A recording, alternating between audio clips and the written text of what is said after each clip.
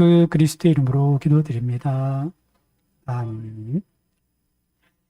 하나님의 말씀 함께 봉독하겠습니다. 야고보서 2장 1절에서 13절까지 한 절씩 교독하시고 13절은 한 목소리로 함께 보겠습니다. 야고보서 2장 1절에서 13절까지 한 절씩 교독합니다. 내 형제들아, 영광의 주 곧 우리 주 예수 그리스도에 대한 믿음을 너희가 가졌으니 사람을 차별하여 대하지 말라.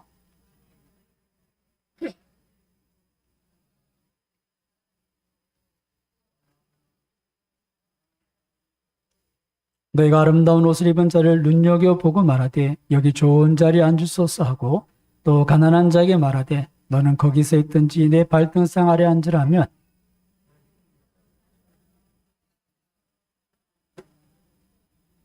내 사랑하는 형제들아 들을지어다. 하나님이 세상에서 가난한 자를 택하사 믿음에 부요하게 하시고 또 자기를 사랑하는 자들에게 약속하신 나라를 상속으로 받게 하지 아니하셨느냐.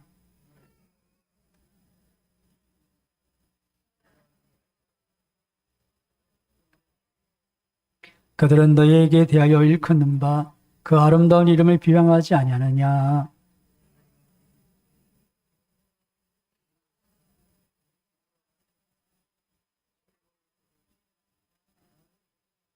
만일 너희가 사람을 차별하여 대하면 죄를 짓는 것이니 율법이 너희를 범법자로 정죄하리라.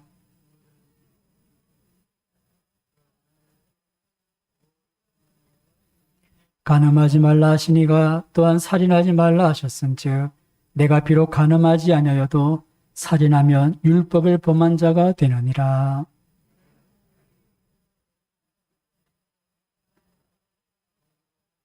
함께 보겠습니다. 긍휼을 행하지 아니하는 자에게는 긍휼 없는 심판이 있으리라. 긍휼은 심판을 이기고 자랑하느니라. 아멘. 할렐루야. 우리 100분의 인사드리겠습니다. 하나님께서 함께 하십니다. 아멘. 오늘은 차별과 차이라는 제목으로 차별이라는 문제에 대해서 하나님께서 어떻게 말씀하신지를 한번 살펴보도록 하겠습니다. 지지난주 광고를 드린 것처럼 오늘 7월 18일은 대구 지역 기독교 총연합회인 대기총에서 최근 법이 발의된 평등법이라는 것이 있는데요. 이 평등법으로 인한 여러 가지 문제점들이 야기될 수 있게 교회가 함께 기도하고 오늘 특별히 차별금지법을 반대하는 메시지를 선포하는 줄로 이렇게 같이 갖게 됐습니다. 그래서 오늘은 우리가 하나님은 차별에 대해서 어떻게 생각하시는지, 말씀하시는지, 그리고 우리가 왜 차별금지법을 반대해야 되는지, 그리고 우리가 차별이라는 것을 어떻게 이해되는지, 차별과 차이에 대해서 그렇게 말씀 한번 살펴보도록 하겠습니다. 먼저 하나님께서는 차별에 대해서 어떻게 말씀하시는가? 오늘 본문은 정확하게, 명확하게 하나님은 이 차별에 대해서 어떻게 말씀하신지를 우리에게 소개해 주는데요. 우리 같이 한번 다시 2장 1절을 같이 봉독해 보겠습니다. 2장 1절입니다. 내 형제들아, 영광의 주 곧 우리 주 예수 그리스도에 대한 믿음을 너희가 가졌으니 사람을 차별하여 대하지 말라. 아멘. 자, 하나님은 차별에 대해서 우리에게 무엇이란 말씀하십니까? 사람을 차별하여 대하지 말아라. 차별은 악한 것이고 9절을 보시면 죄를 짓는 것이다. 율법이 너희를 차별할 때 범법자라고 정죄할 것이다. 분명하게 말씀하십니다. 우리가 이 차별이 된 하나님의 뜻을 우리가 분명히 볼 수 있는데요. 하나님께서 차별하지 말라 하신 이유는 분명합니다. 여러분, 우리 주변에 다양한 사람이 있지만 이 다양한 사람들 모두가 존중받고 또 그들의 인격이 이렇게 존귀한 것은 우리가 생각하는 것처럼 많이 배우고 못 배우고 많이 가지고 적게 가지고 또는 사회적인 어떤 지위가 있어서가 아니라 하나님의 형상으로 창조됐기 때문에 그것만으로도 존귀한 자인 줄을 믿습니다. 한번 옆에 분에게 이렇게 말씀해 주십시오. 당신은 존귀하신 분입니다. 존귀한 자라는 거야. 우리가 사회적인 어떤 기준에 있어서 저 사람 정말 똑똑한 사람이야. 존경받을 만해. 야, 저 사람 정말 권세 있는 사람이야. 정말 이렇게 칭송받을 만해. 저 사람 정말 재력가야. 그렇게 높여줄 만해. 이런 게 아니라 아무것도 없어도 뭐만 있으면요. 우리가 하나님의 형상 인간이기 때문에 그것만으로 존경을 받을 이유가 충분하다는 것이죠. 그래서 하나님은 너희들 차별하지 말아라. 이것저것 이거 보고 높이고 저것 보고 무시하고 그런 차별을 너희가 하면 안 된다. 그것은 악한 것이다. 정죄를 받을 것이다. 분명하게 말씀을 하시는 것이죠. 근데 세상은 어떻습니까? 세상은 우리 사람을 대할 때 진화론적인 관점에서 사람을 대합니다. 그래서 어류, 양서류, 포유류 그리고 인간이 됐다고 보니까 사람에 대해서 그런 생각이 있는 겁니다. 진짜 우리가 나가서 물고기 한 마리 잡아먹는 것처럼 사람을 이렇게 막 해하는 거 별로 이렇게 크게 여기지 않습니다. 원숭이 잡아다가 동물원에 구경 가는 것처럼 사람을 억압하고 압제하는 것, 이것을 어쩌면 세상은 대수롭지 않게 여깁니다. 돈만 주면 까짓 거, 사람 목숨이야, 파리의 목숨. 그런 게 세상입니다. 왜요? 사람은 하나님의 형상, 인격이 없어요. 그냥 진화론적인 과정에서 이렇게 모양을 갖춘 거고, 사람이나 원숭이나 조금 덜 진화되고 더 진화된 것 뿐이니까 원숭이 사냥을 하나 사람 사냥 별 차이가 없는 게 진화론적 관점이고 세상적인 관점입니다. 그러나 여러분, 우리는 어떻습니까? 그렇지 않다는 것이죠. 세상은 그렇게 철저하게 사람은 아무것도 아니고, 그러다 보니까 뭘 보게 됩니까? 그 사람이 갖춘 것, 그 사람이 가진 것, 그걸 보고 그 사람을 판단하고 평가하는 거죠. 그래서 여러분, 사람을 객관적으로 이렇게 딱 등급을 매기는 동네가 있습니다. 결혼정보회사, 거기 가면 딱 레벨이 딱 있어요. 제가 최근 정보회사의 등급을 봤는데, 남성 회원 등급표, 이런 게 있대요. 자기네 나름대로 이렇게 그 결혼정보에서는 등급표가 딱 있어요. 1등급 100점짜리, 서울법대 판사, 김앤장, 로펌. 그렇게 되면 이제 1등급. 그 다음에 의료계에서는 이제 의사들 중에도 대학병원 원장, 그다음에 학업 이렇게 교회 교육계에서는 대학 교수 중에 총장급. 이 정도면 이제 1등급이고, 그다음에 이제 2등급에 이제 97점, 이제 서울대 행정고시 합격자, 비서울대지만 5대 로펌 변호사. 이 정도면 이제 2등급 97점. 3등급은 이제 비서울대고, 또 그런 가운데서 이제 아까 말한 5대 로펌은 아니더라도 대형 로펌 변호사나 또 판검사, 또 행정직에 합격한 이런 이렇게 등을 나눕니다. 그래 쭉 보면 60점대 가면 4년제 대학, 일반 기업 입사자, 교정직 공무원, 소방직 공무원, 유치원 교사. 그러니까 이 정도까지 돼야 이제 60점입니다, 겨우. 그 나머지는 F지, F학점. 근데 이런 걸 보면 우리 청년들이 진짜 비관할 만해요. 어디 가서 이렇게 결혼정보회사에 가서 이렇게 어디다 이렇게 짱 맞춰주세요. 그러면 쫙 밑에 가서 이제 언제 수문이 들어올지 모르는 거죠. 세상을 이렇게 한 인격, 그 사람이 얼마나 성실하고 얼마나 이렇게 아무 상관이 없어요. 딱 등급이 매겨지는 거예요. 근데 여러분, 우리는 그렇게 등급 매겨지는 정말 돼지 1등급, 한우 1A 이런 게 아니라 하나님의 형상으로 우리 자체가 존귀하다는 것을 꼭 기억할 수 있기를 주님의 이름으로 축원합니다. 그래서 오늘 1절에도 보시면 내 형제들아 영광의 주 곧 우리 주 예수 그리스도에 대한 믿음을 너희가 가졌으면, 너희가 정말 믿음을 가졌으면, 하나님을 알고 좀 우리 하나님의 형상으로 주받은 걸 안다면, 인정한다면 어떻게 사람을 차별할 수 있겠냐. 세상은 혹 그럴 수 있다 치자. 왜요? 원숭이나 사람이나 똑같이 보니까 그럴 수 있다 치자. 하지만 너희가 그 믿음을 가졌다면 절대 사람을, 하나님의 형상, 그 인격을 차별해서는 안 된다. 어떤 조건에서도 다르게 봐서는 안 된다. 이것이 하나님의 뜻인 줄로 믿습니다. 하나님의 뜻은 명확하죠. 그런데 안타까운 것은 이 땅의 교회는 불완전한 교회입니다. 천상의 교회는 완전하지만 지상의 교회는 불완전해요. 그래서 교회 안에 차별이 있다 없다? 있다 없다? 우리 교회는 없는 줄로 믿습니다. 자, 여러분 감사하죠. 차별이 있다는 게 참 힘든 것 같아요. 제가 옛날에 차별을 당한 적이 있는데, 교회가 아니라 제가 이제 결혼하고 화원교회 갔을 때, 그때 제가 차가 없었는데 서부계 집사님 한 분이 차를 바꾸면 저를 차를 주셨어요. 프라이드 DM5도. 네, 벌써 한참 떼진한 차였는데 이렇게 여기저기 받쳐서 이제 좀 찌그러지고 녹슨 게 있어가지고 제가 인터넷에서 차량용 스티커, 그런 게 있거든요. 그것도 이제 반창고 모양의 이만한 스티커 붙이고 이제 딱 붙이고 다녔어요. 자, 그러다가 그 중에 이제 어머님 환갑 진갑이 되셔가지고 동생하고 그냥 같이 식사나 좀 하자 이렇게 됐는데 어머님이 양식을 드시고 싶다는 거예요. 점이 좀 세련되셔가지고. 그래서 지금 TBC인데 옛날에 그 MBC였던 걸로 기억해요. 그 뒤쪽에 가면 유명한 레스토랑이 있습니다. 지금 이름이 기억이 안 나는데. 그래서 이제 갔습니다. 갔는데 그 차를 타고 갔어요. 무슨 차? 프라이드 DM5도 반창고 스티커 붙인 차. 그래가 딱 가는데 좀 일찍 간 거예요. 그래서 제일 앞에 딱 주차해놓고는 앞에 공원에서 한 바퀴 돌고 왔어요. 또 이제 동생하고 어머니 와서 들어가서 이제 막 씻는데 누가 부르는 거예요. 몇 번 차주 되시는 분, 그 나갔어요. 나갔더니 이 차 저쪽으로 빼세요. 아, 제가 처음으로 그런 걸 당해봤어요. 아, 이 레스토랑에 좀 안 맞는 차인가.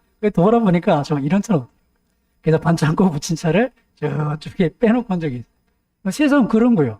자기네 그 레스토랑 앞에 이런 차가 있는 게 품격이 떨어진다. 이 차 빼라는 거예요. 아무리 손님이 와도 손님이 왕이 아닌 거예요. 왕도 레벨이 달라요. 저 아프리카 저 산골짜기 있는 추장하고 미국의 대통령 차이가 다른 거예요. 저쪽에 빼라는 거예요. 세상은 그런 것 같아요. 근데 교회에서마저 그렇다면 어떻다는 겁니까? 이건 하나님께 악한 것이다. 우리 하나님 형상으로 한 형제를 대해야 된다. 왜냐하면 하나님도 우리를 그렇게 차별 없이 대하셨다는 겁니다. 우리가 지난주에 예수님을 믿어라 라는 제목으로 바디메오가 그 나면서부터 거지돼 맹인 거지 뭐 다른 거 내세울 거면 그 거지가 다윗의 자손이여 나를 도우소서 그랬더니 주님 그 바쁘신 길에서 멈춰 서시는 거예요. 사람들은 야 조용히 해라 네가 뭔데 자꾸 이렇게 고함 지르냐 그러는데도 예수님은 그 사람을 만나주신 줄 믿습니다. 아니 사람들한테는 무시당하는데 예수님은 발걸음을 멈춰주셔서 데려오라고 그리고 고쳐주시는 주님이 우리를 향하여서 차별 없이 대하시고 그 이유는 사랑하시는데 하나님의 형상으로 대해주시기 때문에 우리가 뭐 사회적으로 높은 사람이든 정말 별 볼일 없는 부잣집 대문가이든 거지든 상관이 없으신 거예요. 그렇게 우리 사랑하셨고 참 아무것도 없는 나를 위해서 십자가에 대신 피 흘려 죽으신 줄 믿습니다. 그래서 우리가 구원을 받는 거예요. 우리가 하나님의 자녀라고 인정을 받고 아까 찬양 드린 것처럼 우리가 주 예수 알기도 전에 먼저 사랑하시니까 그 한없는 사랑을 입고 우리가 영원한 생명을 소유하게 된 것입니다. 자, 그런 은혜를 받은 우리, 그런 사랑을 받은 우리가 하나님의 형상인 형제를 판단하면 된다, 안 된다? 절대 안 된다는 거예요. 오늘 하나님께서 이 야고보서를 통해서 이렇게 말씀해 주십니다. 하나님께서 우리를 향하신 그 사랑, 모두에게 차별 없이 대했던 그 은혜. 로마서 33장 22절에 보면 이런 말씀도 있습니다. 로마서 3장 22절인데요. 한번 앞에 PPT를 띄우면 한번 보시고 제가 한번 읽어드리겠습니다. 로마서 3장 22절. 곧 예수 그리스도를 믿음으로 말미암아 모든 믿는 자에게 미치는 하나님의 의인이 차별이 없느니라. 우리가 구원받는 데 있어서는 하나님 우리를 의롭다고 여겨주신 데는 아무런 차별이 없다는 거예요. 모든 사람에게 주님의 십자가의 그 구속의 은혜는 동일하게 적용이 되고 모든 사람들에게 다 그렇게 의를 전가해 주신다 하는 것을 말씀드리고 있습니다. 자, 이렇게 하나님은 우리에게 차별하면 안 된다. 한 사람 한 사람 그 하나님의 형상으로 지음받은 인간 우리가 서로를 대할 때 존중하고 그 인격을 우리가 존경하게 된다. 그렇게 말씀하시는데요. 그런 자리가 있다면 정말 가보고 싶고 그 자리에 있고 싶지 않겠습니까? 우리가 뭐 여러 가지 것들에 대해서 호감 가는 게 있겠지만 어딜 가서 나를 인정해주고 나를 환영해주고 그런 것이 있다면 사람들은 누구나 이렇게 그것을 찾을 겁니다. 내가 좋아하고 필요하고 유익된 것이 없더라도 나라는 존재 자체가 인정을 받고 받아들여지는 환영받는 것 그런 것이 어디겠습니까? 바라기는 우리 교회가 그런 것이 되기를 주님의 이름으로 축원합니다. 그래서 우리가 기도하지 않습니까? 하나님 우리 교회 누구라도 오고 싶은 교회 와서는 가기 싫어서 머물고 싶은 교회 그리고 누구라도 데려오고 싶은 교회 그런 교회를 우리 함께 만들어 가시기를 주님의 이름으로 축원합니다. 그러기 위해서는 어떻게 됩니까? 차별하면 안 되고 오늘 본문 말씀 8절처럼 이웃 사랑하기를 내 몸과 같이 그렇게 사랑하고 그리고 차별하지 않을 때 누구든지 이곳에 와서 머물고 싶고 데려오고 싶고 함께하고 싶을 것입니다. 우리가 그 교회를 꿈꾸면서 함께 세워갔으면 좋겠는데요. 자, 그렇다면 하나님의 뜻은 분명합니다. 차별하면 된다, 안 된다? 안 된다. 그런데 왜 오늘 우리가 차별금지법을 반대하는가? 두 번째로 그 문제를 한번 살펴보겠습니다. 차별금지, 이거 얼마나 좋은 말입니까? 차별하면 안 됩니다. 이거 강력하게 차별한 사람들 법적으로 제재하겠습니다. 그래서 차별금지법을 만들겠습니다. 그러면 우리 교회는 아이고 잘합니다. 열심히 하세요. 제가 한 표 찍어드릴게요. 이래야 될 텐데 오늘 대구 기독교 총연합회에서 이거는 절대 막아야 된다. 이건 해서는 안 된다. 왜 우리 교회가 이런 차별을 금지한다는데 그것을 막아서려고 하는가? 그 내용을 알아야 합니다. 사실 벌써 몇 년 전부터 저희들이 동성애 축제나 여러 가지 이렇게 서명다고 했었는데요. 오늘 그 나눠드린 주부에 보시면 유인물이 두 개가 있습니다. 짜잔. 없으신 분 계시면 손을 드시고. 먼저 이 컬러풀한 파란색 그것을 보시면 이제 포괄적 차별금지라 이렇게 되어 있는데요. 그 안에 내용을 보시면 뭐 여러 가지 내용이 있겠지만 이 포괄적인 차별금지법 이것은 사실 차별금지는 좋은 거죠. 마땅히 차별금해야 됩니다. 하지만 이 법 자체가 어떤 취지를 가지고 있냐면 그 안에 이 좋은 단어들 속에 우리가 주목해야 되는 게 성적 지향 이런 단어가 있습니다. 쉽게 말하면 우리가 그동안 반대하고 서명했던 동성애에 대한 옹호 아니 더 나아가서는 이 동성애를 나쁘게 말하면 잡아놓겠다. 벌금을 매기겠다. 강력하게 처벌하겠다. 그런 내용이 숨어있는 법입니다. 그래서 이게 유럽에서 벌써 교회가 무너졌고 미국도 이 차별금지법 때문에 교회가 아무 소리를 못합니다. 근데 마침 한국 교회는 이런 법이 생겨나기 전에 이렇게 슬쩍 들어와 있는 이 독소조항, 성적 지향 이런 게 무슨 의미를 아는 거예요. 여러분 성적 지향 이게 좀 어렵죠. 성적 지향 쉽게 말하면 이겁니다. 성적 취향 그러니까 자기 취향이 나는 남자랑 연애하는 것보다 여자랑 연애하는 게 좋아 이렇게 취향이라는 거예요. 근데 여러분 하나님은 남자와 여자를 창조하시고 부부가 되어서 가정을 이루게 하신 줄 믿습니다.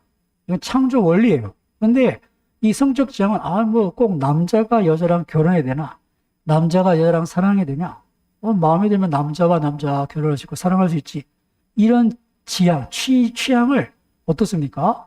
법적으로 이렇게 나쁘게 말하면 처벌하겠다는 거예요.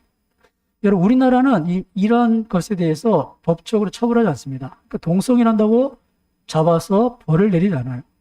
군대라는 특수사회에서는 군기가 문란해지니까 군 동성애법이 있지만 일반 사회에서는 뭐 그래 네 마음대로 취향인데 뭐 하고 지금 우리나라는 인정을 하는 상황입니다. 처벌을 안 하고 있거든요. 그런데 오히려 뭡니까? 자기네들 할 거 다 하면서도 자꾸 이렇게 우리를 데리고 욕하네. 교회에서는 죄라고 얘기하네.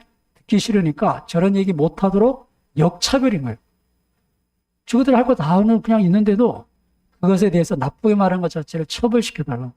그래서 뭐 소수자의 인권이 이러면서 차별금지법을 만들고 있는 그런 상황입니다.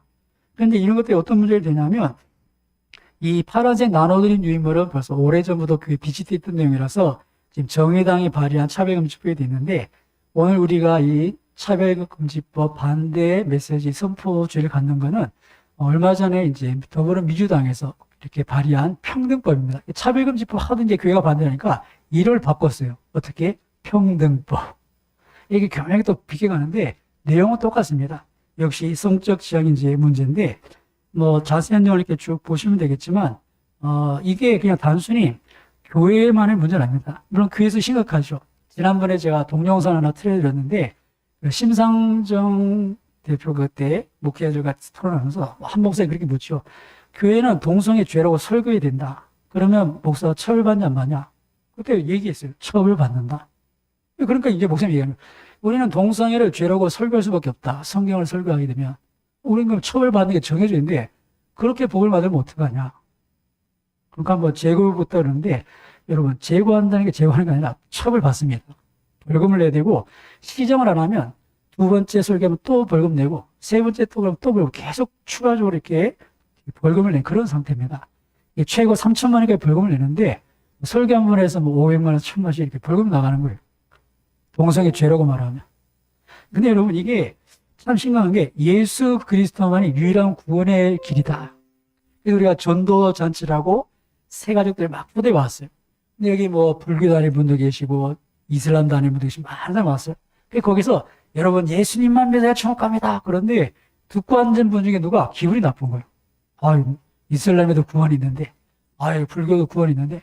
그래가지고 자기가 기분이 나쁜데 이걸 인권위원회에다가 고발을 하면 차별금지법에 의해서 그렇게 설교 목사님 처벌을 받는 거예요. 왜요? 내가 가진 종교를 차별했다는 거예요. 우리가 가진 종교에 구원이 없다고 얘기했다는 거예요. 그러면 전도가 되겠습니까? 전도할 수 있겠습니까? 미국에는 실제로 공원에서 시원한 나무 그늘의 가을에 독서하는데 성경책 읽고 있으면 경찰이 와서 잡아가라고. 불온 서적을 읽는다고. 왜요? 성경에 뭐가 기록되어 있습니까? 동성애 죄라고 되어 있거든요. 그래서 누가 지나가다가 저 사람 나쁜 책 읽고 있다고 경찰이 고소하면 와서 잡아간다니까요. 그게 지금 차별금지법이 시행되고 있는 미국의 현실입니다. 내가 이제 목사님인데 누가 와서 목사님 우리 주례해 주세요. 근데 보니까 남자 둘이 온 거예요. 우리는 그런 결혼 주례 못 해준다고. 그러면 차별했다고 벌금을 내야 되는 거예요. 여러분, 그러면 교회가 나만 하겠습니까? 나쁜 마음만 먹으면 한국 교회가 일순간에 무너집니다.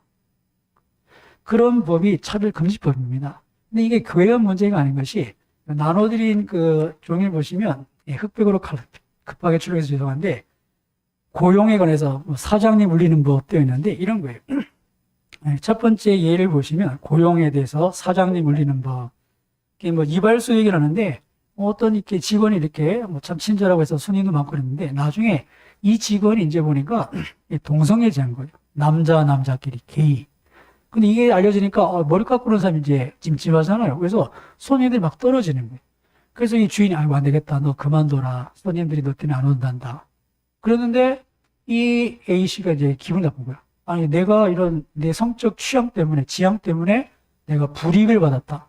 그래가 고소를 하면 이 주인이 벌금을 내는 거예요.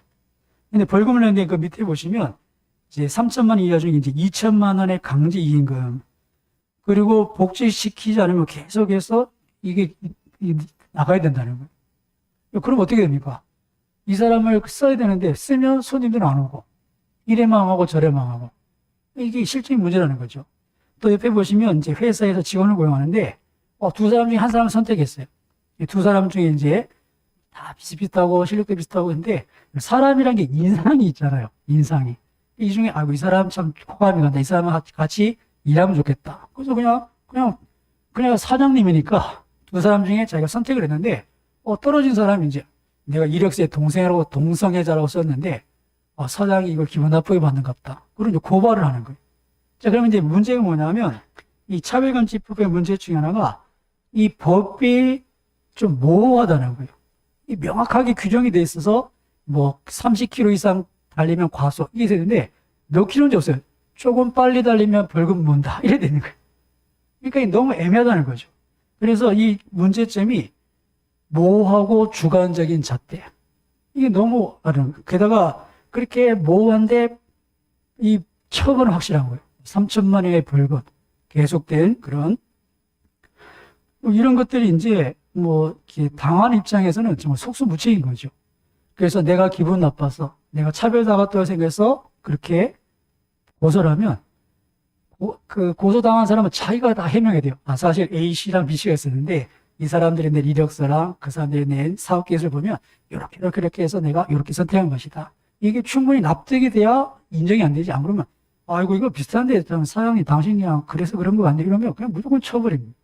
이런 모호성, 주관성 이런 부분들이 이런 회사 직장에서 이렇게 있을 수 있고 또 뒤에 보시면 교육적인 문제도 있습니다.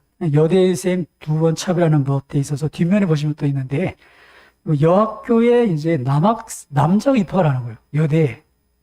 어떻게 해요? 이제 트랜스젠더로. 나는 이제 태어나기는 남자로 태어난 것 같지만 나는 원래 여자인 것 같아. 그래서 여자라고 이제. 그러면 그런 사람이 여자 대학에 입학하는 걸 못 막는 거예요. 학교가 당신은 그래도 태어날 때 남자로 태어나서 안 된다 이러면 학교를 처벌하는 거예요. 근데 그런 사람이 들어오면 또 어떻게 돼요? 여자가 같이 있어요. 그러니까 이제 여학생들 피해를 입는 거죠. 이런 일이 이제 미국 이런 데 실제로 있는 일이에요. 남자가 버젓이 여자 목욕탕에 들어오는 거예요. 그리고 뭐요? 나는 오늘 여자인 것 같아요. 그러면 법적으로 아무나 제재를 못 한다는 거예요. 이런 것이 차별금지법입니다. 자, 그러면서 옆에 이제 우리 자녀들의 얘기도 있는데, 초등학교 들어갈 때 이렇게 아이들을 교육하는데, 요즘 유치원부터 이런 성교육이 됩니다. 동성애 교육이 되고, 중고등부 가면 뭐 피임법이라 해가지고 좀 이렇게 아이들한테 성적인 것을 가르치는 뭐 그런 어떤 교육들이 지금 실제 시행되고 있습니다. 이게 너무 충격적인데, 중요한 것은 뒤에 보시면, 그 중간쯤 보시면 이런 교육을 부모가 거부할 수 없다는 거예요. 아, 우리 애들 이런 거 교육 안 하렵니다. 그러면 나중에 양육권을 박탈해 갑니다. 우리 부모의 양육권을 박탈하는 게 차별금지법인 거예요. 그게 심각한 법이죠. 이런 법이 이름은 어떻다? 차별을 금하자. 차별금지. 평등하게 되야지. 평등. 그렇게 살짝 성적 지향을 놓고 이렇게 지금 입법이 되고 있는 그런 상황입니다. 그래서 교회가 어떻습니까? 대구기독청년협회가 이렇게 주일 하루를 딱 정해서 이런 메시지는 꼭 정해야 된다. 이건 교회가 이래서 막아야 된다. 교회가 얼마나 큰 타격을 입겠으며, 특별히 기독교 학교는 치명적입니다. 기독교는 공교 이념이 있기 때문에 예배를 드리거든요. 뭐 계고나 뭐 다 예배를 드려. 계대도 채플이 있잖아요. 근데 그거 하면 이제 다 벌금 내는 거예요. 아니, 나는 왜 기독교 그 종교를 예배를 강요당할 수 있냐? 나는 싫다. 그러면 이제 학교가 난리가 나는 거예요. 지금 그런 분위기가 있다는 겁니다. 벌써 오래전부터 계속 이렇게 시도됐고, 우리가 그때 서명도 하고 어떻게 막 해서 지금 어떻게 막아왔는데, 지금은 더불어민주당이 180석입니다. 법사위 위원장도 더불어민주당입니다. 원래 이 법사위는 국회 본회에 제출되기 전에 좀 걸러내도록 야당에서의 법사위 위원장을 맡는데, 지금은 다 가져가 버렸어요. 그래서 자기 마음대로 날치기 가능하거든요. 이런 상황에 정부를 할 수 있는 건 기도밖에 없습니다. 이런 행정적인 절차는 뭐 그냥 하고 싶은 걸 하는 분위기예요. 그런데 아까도 말씀드린 것처럼 교회 치명적이고, 그리고 정말 가정이라는 것을 다 깨뜨립니다. 통계적으로 보면 미국과 유럽에 이렇게 정말 이 가정이라는 구조가 완전히 변했어요. 그러면 누가 피해를 입습니까? 자녀들이 피해 입는 거야. 다음 세대 피해 입는 거야. 이런 부분에 있어서 지금 우리가 얼마나 심각한 상황에 처해 있는지 기억하시고, 앞으로도 이런 뭐 차별금지, 평등이라면 적극적으로 반대됩니다. 적극적으로. 우리가 이것에서 이제 결론적으로 좀 생각해야 될 것이, 왜 이런 좋은 말인데 우리가 반대할 수밖에 없는가? 차별이라는 말 속에 또 교묘하게 차이를 인정하지 않는, 무조건 차별로 보는 그런 시선과 문제들이 이렇게 함께하기 때문인데요. 여러분, 남자와 여자가 서로 차이가 나는 줄 믿습니다. 남자와 여자 다른 거예요. 이거 다른 걸 인정해야 돼요. 고린도전서 12장에도 보시면 하나님께서 교회 안에 여러 가지 은사들에 대해서 얘기합니다. 너희들 다 은사가 받은 바 지혜는 탤런트가 다 다르다. 누구는 지식의 말씀, 또 어떤 사람은 지혜의 말씀, 누구는 방언을 말하고 통역하고 연어, 다 은사가 다르다. 여러분, 이게 다를 수 있다는 거예요. 이건 차이가 분명히 있는 거죠. 차이를 무시하고 이거 차별하면 안 돼, 똑같이 여기는 것 자체가 크게 문제라는 거예요. 하나님은 차이를 인정하신 줄 믿습니다. 아니, 요즘은 창조하실 때 하나님 다양하게 만드셨어요. 아이디어가 얼마나 많으신지 똑같은 게 하나도 없어요. 옆에 분을 한번 보세요. 똑같은 사람이 없어. 하나님 얼마나 아이디어가 풍부하신지, 사람을 만들어 똑같은 사람이 아무도 없어요. 얼마나 아이디어가 풍성하신지. 그래서 하나님이 만드신 세계는 컬러풀합니다. 얼마나 아름다운지 몰라요.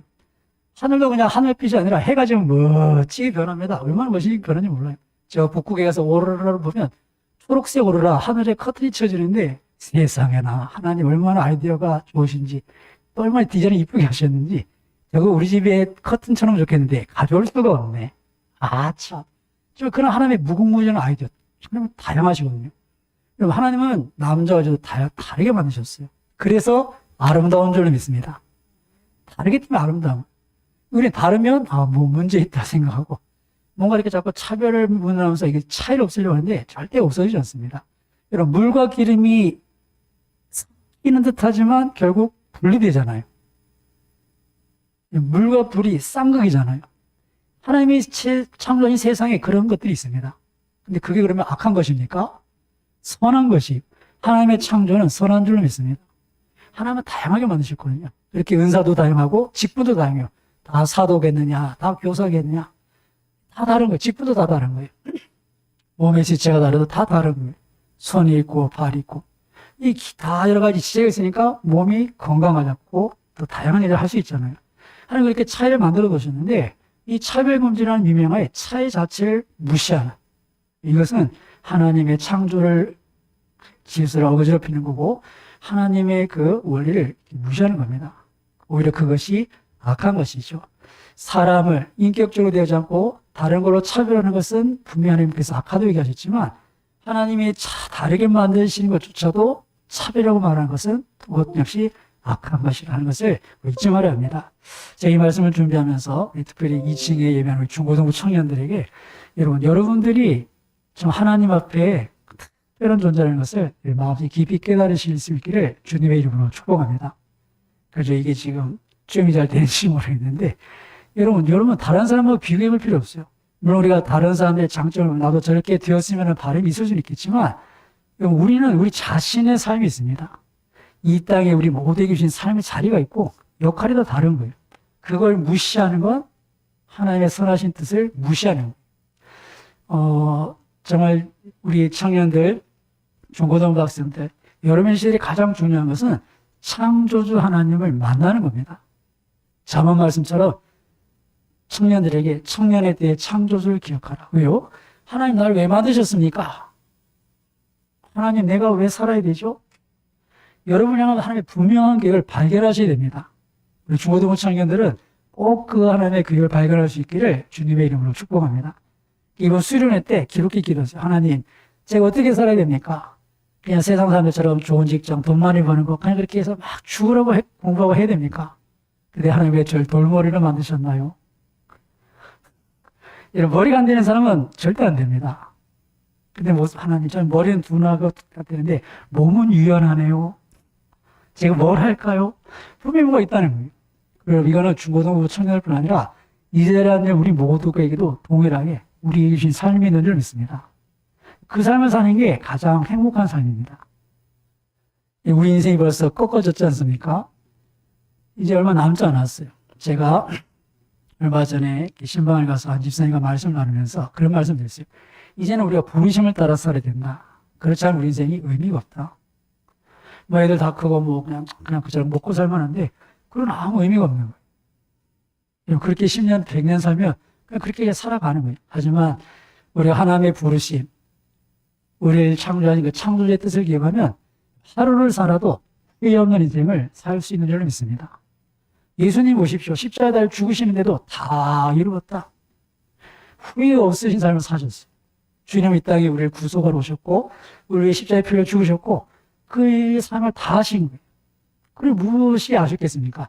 아이고 예수님 돈가스도 한번 못 썰어보시고 가셨는데 아까 안 보고 되는 거예요. 아이고 예수님 이렇게 좋은 시대에 태어나셨으면 차도 좋은 거 타고 많은 사람들이 이렇게 수고를 잘 들었을 텐데 의미 없는 거예요. 주님은 십자가 지러 오셨고 십자가 지셨기에 후회 없는 다 이루는 삶을 사신 줄 믿습니다. 그럼 여러분에게 그런 삶인 거예요. 저에게도 그런 삶이 있고 근데 다른 거 부러워하고 다른 사람 바라보면 따라해본다. 그게 불행의 시작이다. 내 삶을 살아야 되는 거예요. 하나님 내게 보이신 삶, 내게 주신 삶. 그 삶을 발견할 수 있기를 특별히 중고등부 청년들이 여러분들이 이 수련회 또 여름의 방학 때 한번 힘써 주면 잘 만날 수 있기를 축복하고 이 자리에는 우리 모두에게도 그런 하나님 주신 삶이 있어서 후회하지 않는 남은 삶을 사시기를 주님의 이름으로 축복합니다. 제가 새벽마다 우리 이남조대 특별히 기도할 때 우리 이제 인생이 꺾어진 타임 아닙니까? 송기현 집사님 이제 반은 사셨잖아요.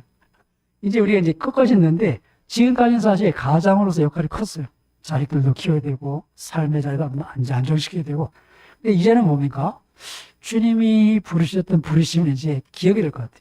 제가 하나님 부르심을 따라 살도록 사명을 발견하도록 그러면 주어진 삶의 자리에도 부르심이 있고 교회로의 부르심도 있습니다.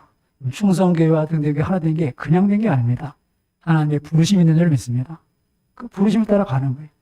그리고 교회를 향하신 주님의 마음 다 지체 다 그러잖아요. 각자의 분량이 있습니다. 그런 것들을 기억할 때 정말 우리가 다시 주님 만날 그때를 기억하고 그때 정말 후회 없이 주님께서 잘하였다 착하고 충성된 종아 인정하신다면 그거보다 복되고 영광스러운 삶이 어디 있겠습니까? 하나님 분명히 우리에게 차이를 주셨습니다. 이것마저 무시해서는 안 되고 우리가 하나님이 금하신 차별은 그 인격으로 존중하고 나머지 것들은 우리가 차별해서는 안 되지만 우리 각자에게 주어진 그런 다름은 인정하고 서로 존중하고 특별히 나를 향하신 하나님의 계획들 그들을 발견하셔서 정말 후회하지 않는 그런 멋진 삶을 살아가는 저와 여러분 다 되시기를 주님의 이름으로